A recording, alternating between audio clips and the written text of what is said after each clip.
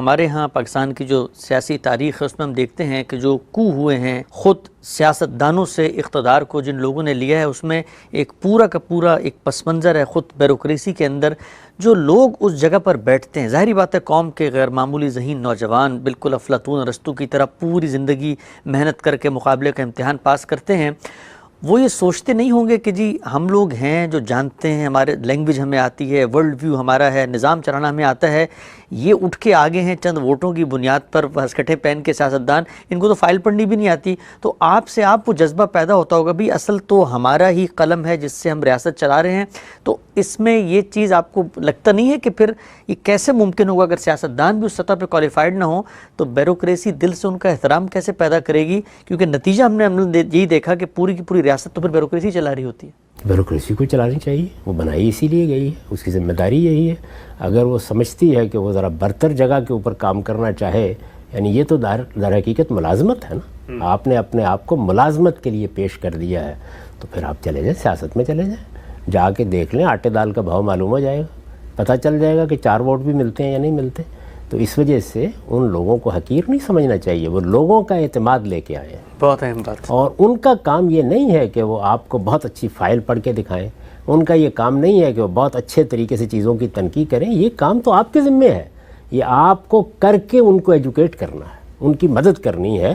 وہ اس لیے اس مقام پر بیٹھے ہیں کہ وہ قوم کی نمائندگی کر رہے ہیں. ان کی سب سے بڑی کوالیفیکیشن یہی ہے کہ قوم نے ان پر اعتماد کیا ہے کہ وہ ان کا نظم چلائیں. تو وہاں آپ کو ایک خادم کی طرح سامنے کھڑے ہونا چاہیے اور ذمہ داریوں کو پورا کرنا چاہیے.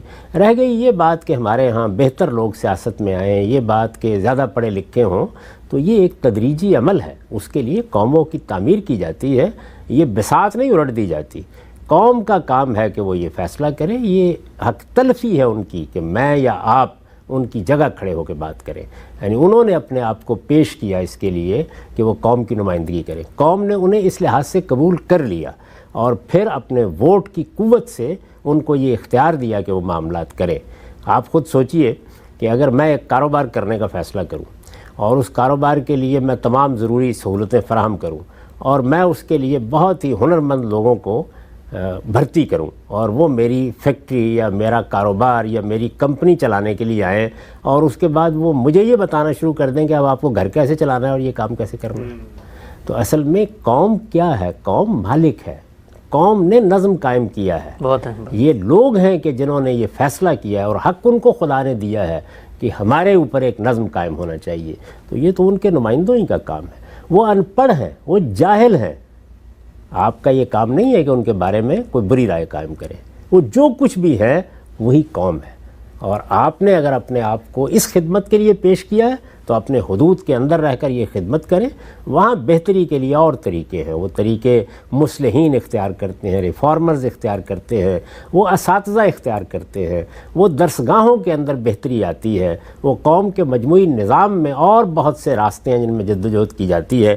میں نے تو ایک زمانے میں یہ تجویز بھی پیش کی تھی اور یہ لکھی ہوئی موجود ہے، ہمارے رسالے میں بھی کہیں مل جائے گی آپ کو، کہ جس طریقے سے جس وقت بیوروکریسی کا انتخاب ہوتا ہے، میں کیونکہ پڑھاتا رہا ہوں ایک لمبے عرصے تک، تو وہاں تربیت کی جاتی ہے 9-10 مہینے کی سول سروس اکیڈمی میں.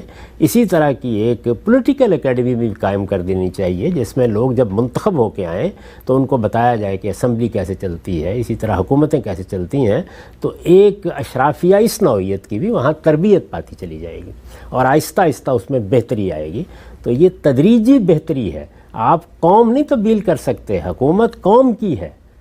قوم ساری ان پڑھ ہے، قوم 2 لفظ نہیں جانتی، تو کیا مطلب؟ اس کے بعد آسمان سے فرشتے لائے جائیں گے؟